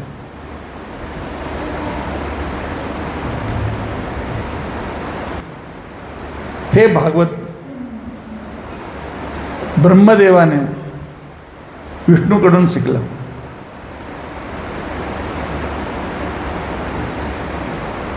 विष्णू जेव्हा ब्रह्मदेव भगवंताच्या नाभी कमळात जन्म घेतले, त्यावेळी त्यांना काही सुचत नव्हता, सृष्टी कशी करू, काय करू. त्यावेळी भगवंताने सांगितलं, तप तप तप, तपस्या कर, चिंतन कर. त्यावेळी ब्रह्मदेवाने विचार केला, आपल्या मागच्या जन्मात ते वायुदेव होते, त्यावेळी शिकलेले सर्व ज्ञान आठवणीत आलं. भगवंताची स्तुती करू लागले आणि त्यांना सांगितलं, भगवंत जगाला मला काहीतरी द्यायचं आहे. त्याने सांगितलं, माझा संपूर्ण सन्निधान असलेला ग्रंथ आहे भागवत. फक्त 4 श्लोकात त्याने संपूर्ण भागवताचा सारांश सांगितला. फक्त 4, चतुश्लोकी भागवत म्हणून हे प्रसिद्ध आहे. ते 4 श्लोक कोणते आहेत आम्ही बघू. मेवा समग्रेच नान्यद्यत सदसत्परम. सृष्टीचा आधी फक्त मी स्वतंत्र एकटाच होतो. भगवान विष्णूला सर्वश्रेष्ठ कशाला म्हणतो आम्ही? सर्वोत्तम कशाला म्हणतो? आम्ही विष्णू भक्त आहे म्हणून म्हणतो नाही, ते सर्वोत्तम आहे म्हणून म्हणतो. भगवंत सांगतो, अहमेवा समग्रेच्या नान्यत्यत सदसत्परम.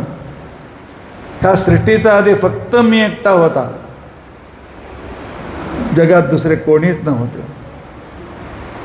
जे होते सर्व मूर्छित होते, अस्वतंत्र होते. मी त्या वटवृक्षाचा, त्या ईशान्य भागेचा, त्या पानावर मी बसला होता. मी सर्व सृष्टी केली, सत असत, मूर्त अमूर्त. जे काही जगात मूर्तामूर्त पदार्थ आहेत ते सुद्धा त्यावेळी नव्हते. मूर्त म्हणजे डोळ्याला दिसणारे, अमूर्त म्हणजे डोळ्याला न दिसणारे. हवा डोळ्याला दिसत नाही, वायू डोळ्याला दिसत नाही, आकाश डोळ्याला दिसत नाही. पृथ्वी अप तेज डोळ्याला दिसतात. मूर्त म्हणजे पृथ्वी अप तेज, वायू आकाश अमूर्त. जगात मूर्तामूर्त काही नव्हता, मी एकटा होता. आणि सृष्टी केल्यानंतर मीच सर्वांच्या हृदयात राहून प्रत्येक कणात राहून मी संरक्षण करतो. आणि जेव्हा प्रलय होतो सर्व माझ्या पोटात घेऊन मी एकटाच असतो. अर्थात शास्त्राचं पहिली पायरी आहे भगवंत सर्वोत्तम आहे, विष्णू सर्वोत्तम आहेत, नारायण सर्वोत्तम आहेत, कृष्ण सर्वोत्तम आहेत, एकाच देवाचे नाव. हे पहिल्यांदा तत्त्व. नाहीतर हे तत्त्व नाही तर आज कोणाकडे जाऊ, आज दुसऱ्याकडे जाऊ, आज तिसऱ्याकडे जाऊ, चौथ्याकडे कुठे जाऊ, कोणाकडे जाऊ, अनिश्चितता असते. आणि दुसरा श्लोक आहे, दुसरा श्लोकमध्ये भगवंत सांगतात ऋतेर्थम यत् प्रत्ययेत तत्प्रत्ययेत चात्मने तद्विद्यात् आत्मनो मायाम यथा भासो यथा तमः. दुसरा प्रश्न देवाला ब्रह्मदेव विचार करतो, सृष्टी कशाला करता? सृष्टी तुम्ही करता, हे आमचा पालन करता, हे सर्व करता, तुम्हाला काय भेटणार आहे? सृष्टी केल्याने, आमच्या सर्वांचं रक्षण केल्याने, आमच्या सर्वांचा चांगला केल्याने भगवंताला काय मिळणार आहे? काही तर मिळत असेल तर तो सुद्धा अपूर्ण आहे. मिळण्यासाठी करतो ना, काही तर मिळण्यासाठी, आता त्याला भेटलं नाही अर्थात तो सुद्धा अपूर्ण नाही. काही त्याला आवश्यकता नाही तरीसुद्धा सृष्टी करतो म्हणजे मूर्ख. काही भेटत नाही म्हणून तो काम करतो, तो वेडाच असतो ना. वेडा तसाच काही तर ओरडत असतो. भगवंत वेडा आहे किंवा अपूर्ण आहे? भगवंत सांगतो दोन्ही नाही.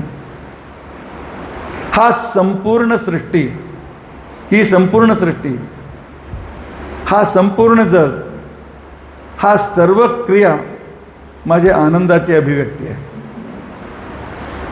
जेव्हा मनुष्य आनंदित होतो त्यावेळी त्याला काही प्रयोजन नसतो, आनंदाने सर्व करीत असतो. तुमच्या घरी दिवाळीला तुमची मुली आली, जावई आले, किती तयारी करता, किती फराळ करता, किती उत्सव करता, हे सर्व करता. ते गेले नंतर तुम्हाला काय मिळाला? परिश्रम, श्रम. काय मिळालं? पण नाही, आनंद. आनंदाने तुम्ही सर्व केला. जेव्हा आनंद असतो तेव्हा काम करण्याला कारण नसतो, कार्यकारण संबंध तिकडे आवश्यकता नसते. भगवंत आनंद परिपूर्ण आहे. आनंद परिपूर्णाच्या अवस्थेत जगाचा चांगला करतात, त्याचा आनंदाची अभिव्यक्ती आहे.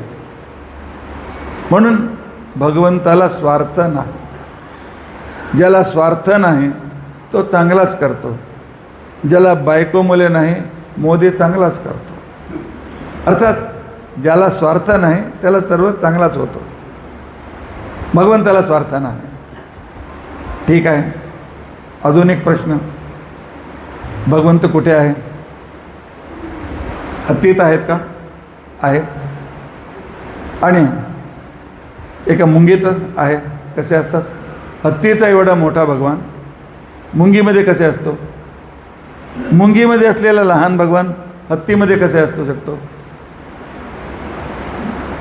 त्याला भगवंत सांगतो यथा महांती भूताने भूतेषु उच्चावचेषु च प्रविष्टान्य प्रविष्टाने तथा तेषु नतेष्व.